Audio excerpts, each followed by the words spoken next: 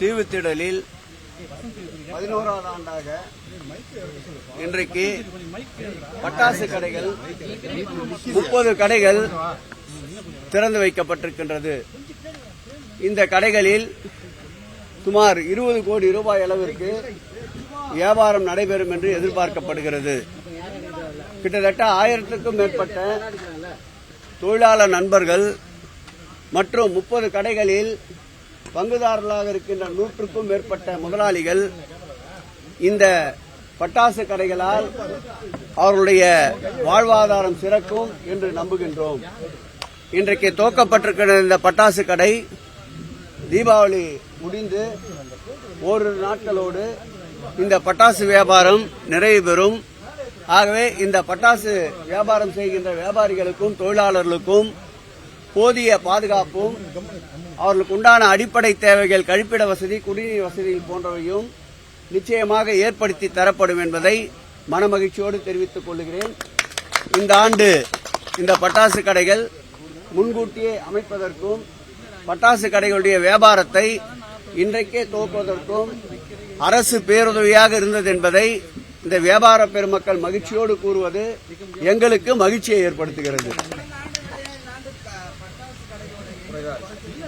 கடைகளுடைய எண்ணிக்கை என்பது குறைவு நிறைவு என்பதல்ல.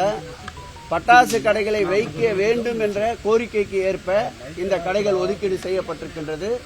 இந்த கடைகளை விட இன்னும் அவர்கள் கூடுதலான கடைகளை அமைக்க இருப்பதாக இருந்தாலும் அதற்கு அரசு தடையாக இருக்காது. ஏற்கனவே இந்த இடத்தையே பார்த்தால் ஒரு வார காலம் 10 நாட்களுக்கு முன்பே இவர்கள் கடை அமைப்பதற்குண்டான அனுமதியை அரசு வழங்கியிருக்கின்றது. இது முதலாளிகள் தொழிலாளர் சார்ந்த ஒரு வியாபாரம் என்பதால் இரு தரப்பினரும் பலனடைய வேண்டும் என்ற நோக்கோடு அவர்களுக்கு தேவையான வசதிகளை செய்து தரப்படும். விலை நிர்ணயத்தை பொறுத்தளவில் இவர்கள் மொத்தமாக விருதுநகரிலிருந்து, சிவகாசியிலிருந்து ஸ்டாண்டர்ட் போன்ற உயர்தர பிராண்டு கொண்ட இந்த பட்டாசு நிறுவனத்திலிருந்து பட்டாசை கொள்முதல் செய்கிறார்கள். அவர்கள் நிர்ணயிக்கின்ற விலைக்கு ஏற்றாற் போல் போக்குவரத்து மற்றும் இவர்கள் தொழில் சார்ந்து வைக்கின்ற தொழிலாளர்கள் இவர்களுடைய செலவினங்களை கணக்கிட்டு அதிகப்படியாக ஒரு 5லிருந்து 10% அளவிற்கு தான் முதலீட்டாளருக்கு லாபம் கிடைக்கின்ற வகையில் இந்த தொழில் இங்கே ஏற்படுத்தப்பட்டிருக்கின்றது. இந்த இடத்தில் சீன பட்டாசிற்கு இடமே இல்லை. இது வெறும் சிவகாசி விருதுநகர் பட்டாசு. பட்டாசுக்கு பெயர் போன தமிழ்நாட்டினுடைய பட்டாசுகள் தான் இங்கே வியாபாரத்திற்கு எடுத்துக் கொள்ளப்படுகின்றன.